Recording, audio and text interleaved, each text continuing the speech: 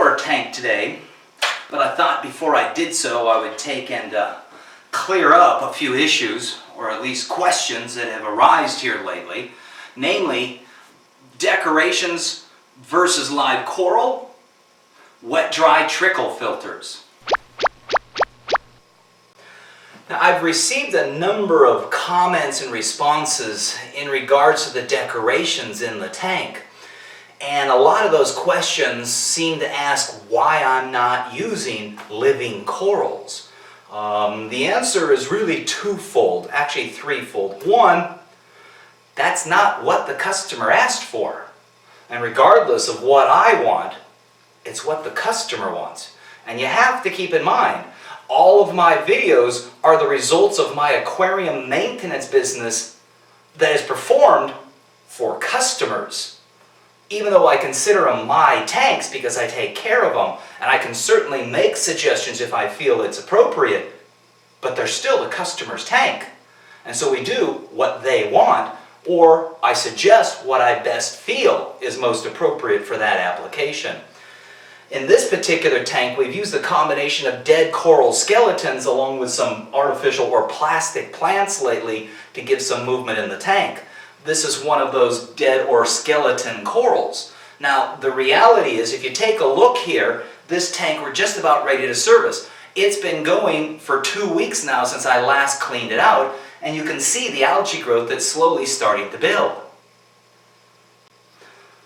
Those coral decorations, just like this one, obviously get dirty. And I can take and bleach these, as you've seen in a previous episode, and with 2 sets of corals, I've always got 1 clean set coming into the tank. And so every time I service the tank, it's got a new clean set of corals coming into it. So it always has that nice, bright look to it. These coral skeletons typically are white in color. You will find some blue ones, you will find some red ones, and you will also find some purple striped ones. But for all intents and purposes, they're predominantly white in color. Additionally, this particular shaped tank is really not appropriate for living corals. It's too narrow and it's way too tall. You can see that's like 44 inches tall, and it's only like 14 or 18 inches wide. So trying to illuminate living corals in that type of application would require tremendous amounts of light, and all you'd end up doing is growing algae on the side panels. Additionally, because of its lack of width and the fact that you see it from both sides, it only being a 14-inch wide tank, I have to have some structure in the center, which now becomes extremely narrow, to place those corals upon. To me, that just seems like a tremendous amount of effort and work to grow living corals, whereas the dead coral skeleton decorations are more than adequate, and the customer's very happy with this particular application, or at least combination of decorations. And as I mentioned, it's not a very wide tank. I think there's about 12 inches of clearance here, and maybe the entire tank is 14 inches wide. And you've got these 3 access points. So trying to work as a living coral reef inside a tall, narrow tank with limited access really is going to make it for a very difficult job.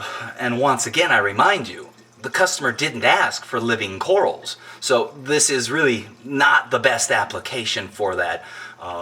And what I am providing is what they like and enjoy. And considering I've been servicing this tank for about 7 years now, there's been no questions asked for alternatives. I think the customer's pretty happy with it. The other comment or question that gets posed a lot is, why the use of a wet dry trickle filter? And in my mind, why not? It's the most effective biological filter there's available. In this particular tank, it was originally scheduled to have what I assume is an under gravel filter, possibly an under the tank canister filter system. And even though I wasn't the one who was involved in originally ordering the tank or even designing the tank, I was called in to set up the tank. And as soon as we walked in and saw the 5 holes drilled in the bottom of this tank, I knew immediately that somebody was trying to do an under gravel filter or a under the tank canister filter application, and I could see that as being a death tank, a big problem, because this tank is so narrow, there's no real significant exchange of gas, specifically oxygen. And so if we went with that under the counter or under the tank canister or that under gravel filter, we'd have to have air bubbles in the tank, we'd have to be agitating the surface. It, in my opinion, would not be as effective a filtered tank or aerated tank. It would become a death tank. So I had suggested the Wet Dry Trickle Filter.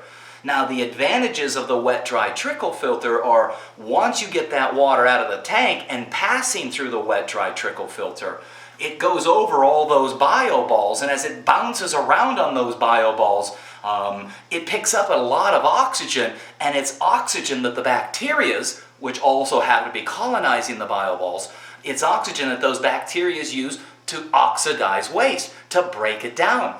It only makes sense to me that the more oxygen available, the more effective or efficient that filter is going to be. Take a hot rod car, put a turbocharger on there. What's the turbocharger do? Forces more air into the carburetor, where the engine can use that air or oxygen as a fuel source. In our case, that oxygen is used as the food, not the food source, but part of that fuel source for those bacteria to break down that waste, to oxidize waste. Join me again for part 2 as I go through and show you how this Wet Dry Trickle Filter works and why I think it's the most appropriate filter for this application.